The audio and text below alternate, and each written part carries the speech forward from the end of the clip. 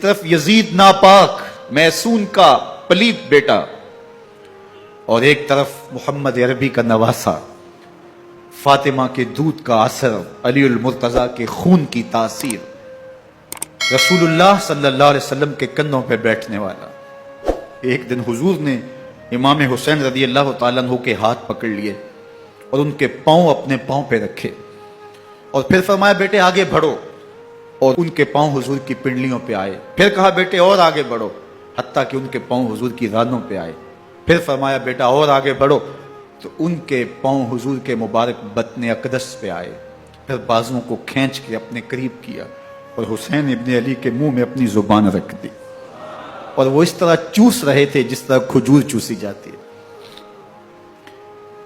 تو اللہ کے محبوب علیہ السلام نے حسین ابن علی کو اپنی زبان کا لعاب دہن دے کر کے، وہ شیر رحمت دے کر کے، وہ کوثر و تسلیم سے پاکیزہ تر آب رحمت عطا کر کے ان کی ہمیشہ کے لیے پیاس بجھا دی، تاکہ کل کربلا کے تپتے ہوئے ریگزار میں حسین ابن علی کو پیاس کی شدت تنگ نہ کرے اور پائے استقلال میں لغزش نہ آنے پائے۔ ان نازوں سے پالے ہوئے حسین کو، ان محبتوں سے پالے ہوئے حسین ابن علی کو امتحان بھی اتنے بڑے درپیش تھے۔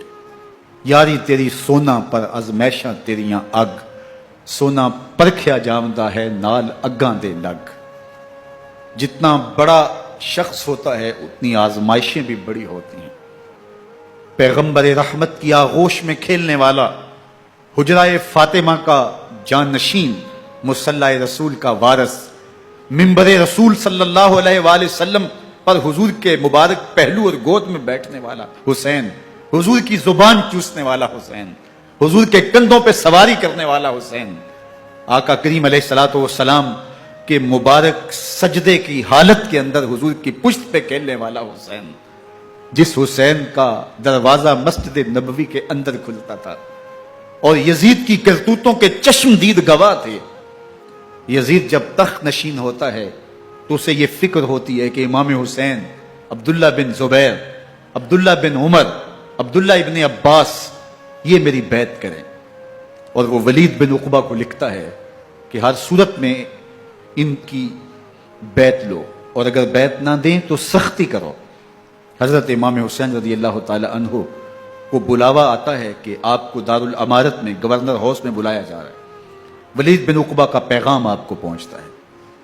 آپ اس وقت فرماتے ہیں کہ اس وقت جو پیغام پہنچا ہے وہ کسی خطرے سے خالی نہیں ہے، تو کچھ سواروں کو ساتھ لیا، کہا تم دارالامارت کے باہر کھڑے رہنا، اگر میری آواز بلند ہوئی تو اندر آ جانا، ورنہ تم انتظار کرنا۔ آپ اندر گئے۔ ولید بن عقبہ نے مروان کو بھی بلایا تھا۔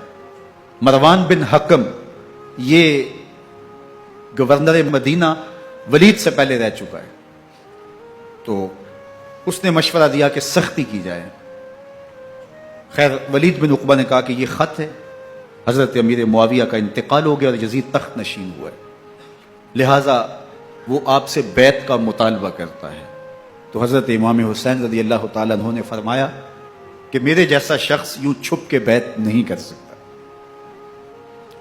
اور آپ واپس پلٹے۔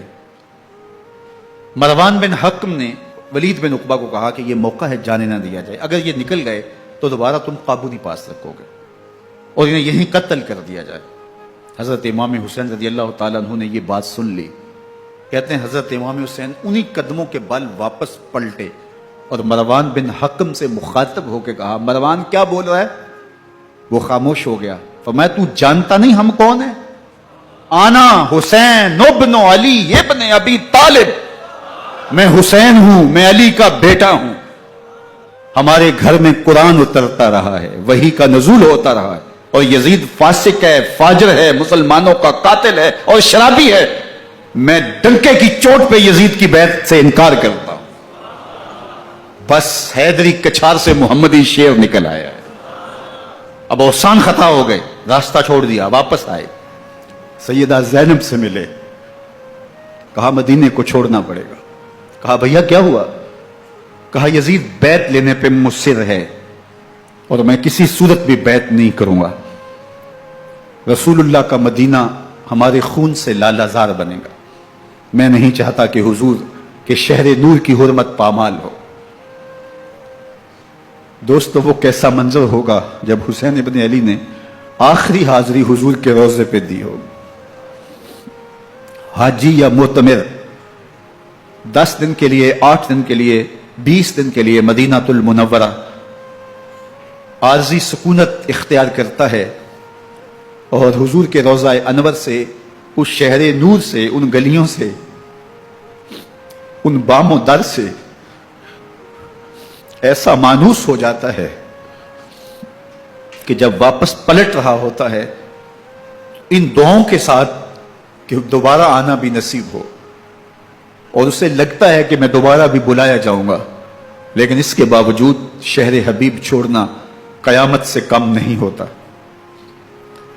اعظم چشتی مرحوم آخری بار جب حضور کے روضہ انور پہ گئے تو بیمار تھے، ویل چیئر پہ تھے. باب بقی سے باہر نکلے تو خادم سے کہا کہ میری ویل چیئر پیچھے سے کھینچو تاکہ میرا رخ روضہ انور کی طرف رہے، اور وہ پیچھے سے کھینچتا چلا جا رہا ہے. اور جب باب مکہ سے پیچھے جنت البقیع کے قریب سے گنبد خضرا نگاہوں سے اوجل ہونے لگا تو اعظم چشتی مرحوم نے کہا، جاں بدن سے نکلتی ہے اعظم، جاں بدن سے نکلتی ہے اعظم، کوئی آسان ہے مدینے سے جدا ہونا، کوئی آسان ہے مدینے سے جدا ہونا. یہ اس شخص کی کہانی ہے جو 10 دن، 5 دن، مہینہ، 2 ماہ وہاں رہتا ہے اور پھر اس شہر کو چھوڑ کے آنا اس کے لیے آسان نہیں ہوتا. اور مجھے بتاؤ کہ حسین جو پیدا مدینے میں ہوا، جس کے گھر کا دروازہ مسجد نبوی کے اندر کھلتا تھا، جو مسجد نبوی کے اندر پرورش پا کے جوان ہوتا ہے اور مدینے کی گلیوں میں کھیلتا رہا، اس حسین ابن علی کے لیے مدینہ چھوڑنا، اور پھر وہ اس بات کا علم اور شعور رکھتے تھے کہ یہ آخری بار حضور کے در پہ حاضری ہے، دوبارہ اس شہر نور میں نہیں آ سکوں گا، تو کیا قیامت ہوگی اور کیا منظر ہوگا. محمد بن حنفیہ کے علاوہ خاندان نبوت کے جتنے لوگ تھے ان سب نے شہر مدینہ کو الوداع کہا، اور رات کے موقع میں مدینہ المنورہ کو، مسجد نبوی کو چھوڑ کر کے مکہ کی جانب عازم سفر ہوئے. 3 شعبان المعظم کو مکہ المکرمہ پہنچتے ہیں. ادھر کوفیوں کے خطوط آنے شروع ہو جاتے ہیں. حضرت امام حسین رضی اللہ تعالیٰ عنہ مسلم بن عقیل رضی اللہ تعالیٰ عنہ کو صورتحال معلوم کرنے کے لیے بھیج دیتے ہیں.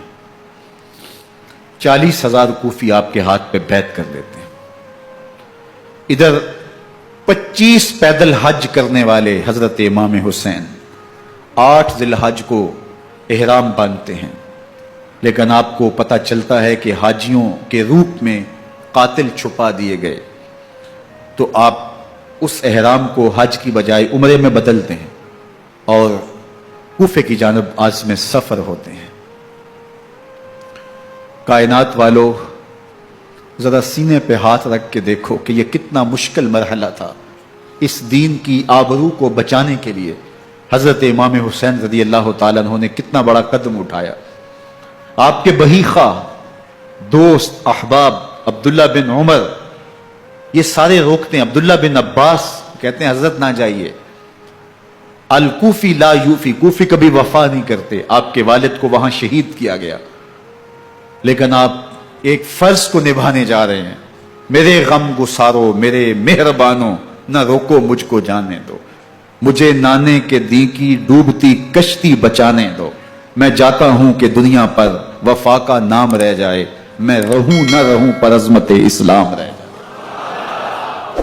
میں نہیں جاتا تو نبی کے گھر کی آن جاتی ہے، میں نہیں جاتا تو نبی کے گھر کی آن جاتی ہے.